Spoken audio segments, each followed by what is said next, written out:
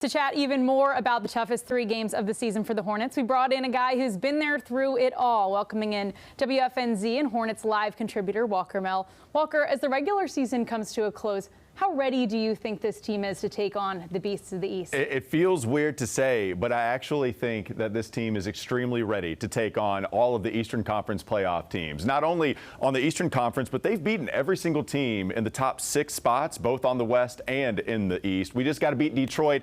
They play Detroit in the penultimate game. We'll see if they take care of that opponent, check that box off, have a great chance depending on what Cade's availability is like. But I think they're very ready. And the fact that you've beaten the opposition atop each of the West and the East, I think that all they do is prove that we're here, we belong in a way that they haven't in a decade's worth of time. So I'm very excited to see what the Hornets can do. I think they're very ready to take on all the best teams in the NBA. Yeah, it's been a long time coming. They certainly brought a lot of buzz, no pun intended, around these parts. And it's good to have some winning basketball again. Now, head coach Charles Lee and Miles Bridges both really talked about the physicality that the team had against the T-Wolves on Sunday in that win. Do you think they can ramp it up against teams even tougher? You think about Boston, Jason Tatum back in the mix. You mentioned, obviously, Detroit and the team that they are in. Then you got to go to the Garden to wrap things up next Sunday. 1,000% I think they can ramp it up as well. One, because I think LaMelo has gotten a lot more physical, not only as his career has gone on, but I think you even see the improvement at the beginning of the year to where we are now. LaMelo was diving for loose balls constantly, but you even went out and you got a really physical basketball player in Kobe White. I just think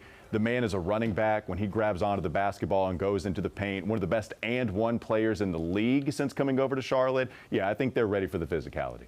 And so they've seen the Knicks and the Celtics just a few weeks ago. They were able to dominate the Knicks, but struggled against the Celtics. And they didn't even have Jaylen Brown or Derek White in that game. So how did they overcome such a talented Celtics team? Look, I think what's great is that you have a guy in Charles Lee that knows the system that Boston runs, having been there in the Joe Mazzulla tree for a little while, just the one season. But that one season he was there, they won the championship. So I think he knows all the tricks of the trade to the Joe Mazzulla system. And I do think, speaking of that physicality, I think they're starting to be a little more physical at the point of attack as well, and even just protecting the paint. So if Boston runs into a cold night and they shoot a lot of threes, as much as anybody in the league, they don't shoot a lot at the rim, I think you can take advantage of some of that cold shooting if it indeed plagues Boston in any of these playoff games, the playoff series that the Hornets might have against them. Yeah, it's really the best of both worlds when you think about just Musa and his motor, but also Ryan and his size. You got 2 solid guys. Complement each other really well.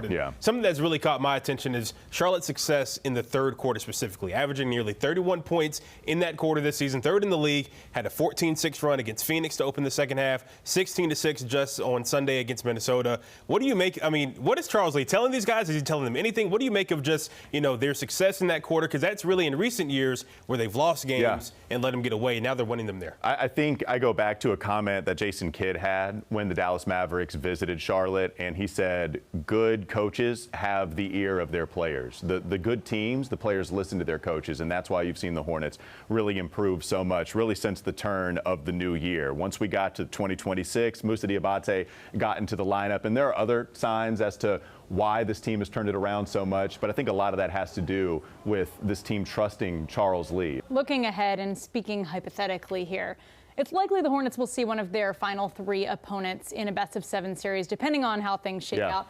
If that's the case, what do you see as their most favorable matchup? So if Cade Cunningham for Detroit is injured and is anything less than 100%, I do think that offensively Detroit is going to be really challenged. Boston is the one that scares me the most. If Jason Tatum is going to look the way that he did in Charlotte, then I just think it's going to be too tough to bring them down in a 7-game series. Detroit, New York.